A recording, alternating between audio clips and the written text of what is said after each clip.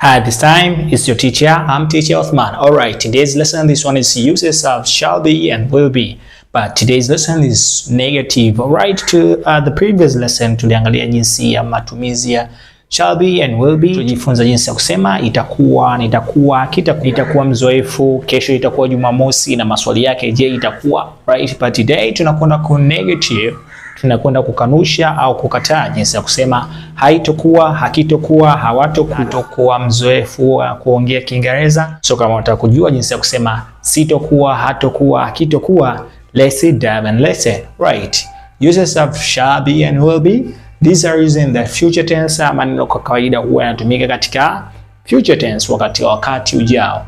Negative form, mfumo wa kukataa au wa kukanusha. Kwenda kujifunza jinsi ya kusema sitokuwa. Sitokuwa msikilizaji mzuri, haitokuwa ngumu, haitokuwa, hakitokuwa. So kama unataka kujua jinsi ya kusema sitokuwa, hakitokuwa, this one is statement form, mfumo wa maelezo. Tutakwenda kujifunza jinsi ya kusema sitokuwa, hakitokuwa. And this one is how to be the question, jinsi ya kutengeneza maswali au kuuliza maswali. Jinsi ya kusema je haitokuwa, je utakuwa, je hakitokuwa, right? So kama unataka kusema sitokuwa mzoefu, haitokuwa Jumamosi, haitokuwa ngumu, use this way. I and we use with the word shall.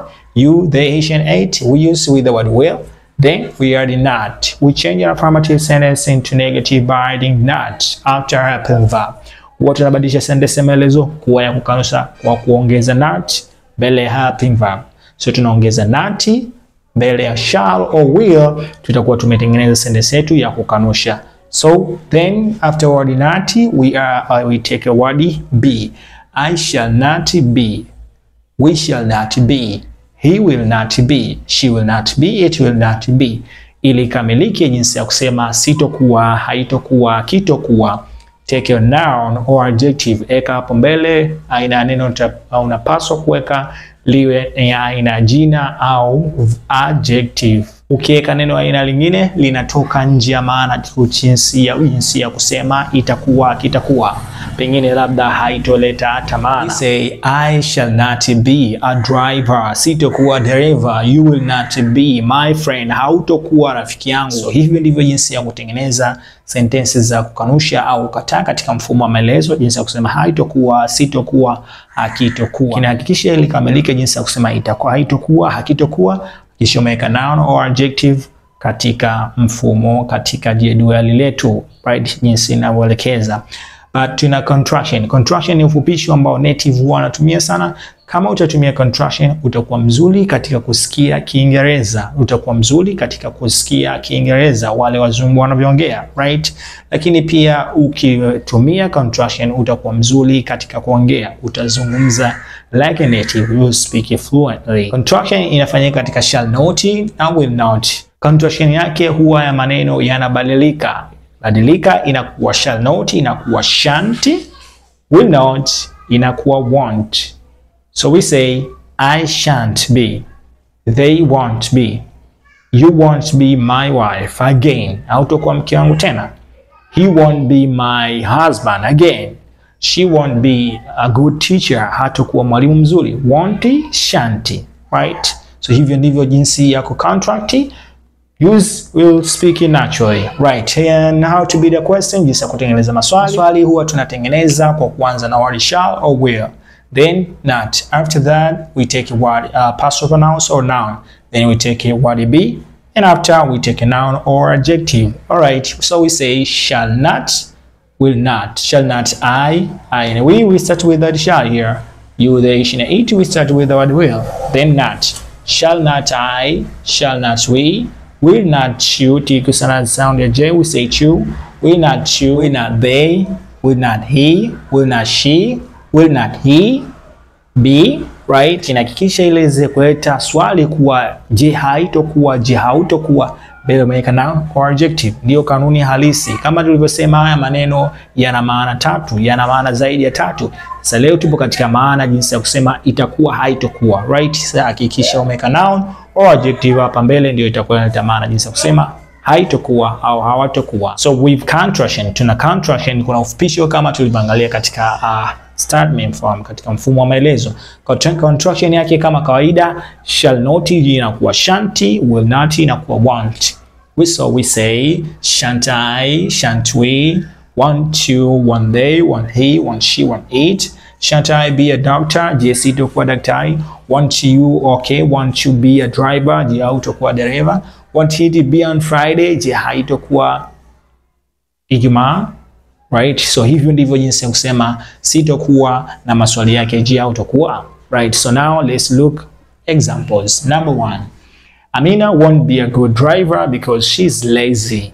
Amina hatakuwa good driver, mwendeshaji mzuri, because she is lazy, kwa sababu ni mzembe. Lazy ni mzembe, right?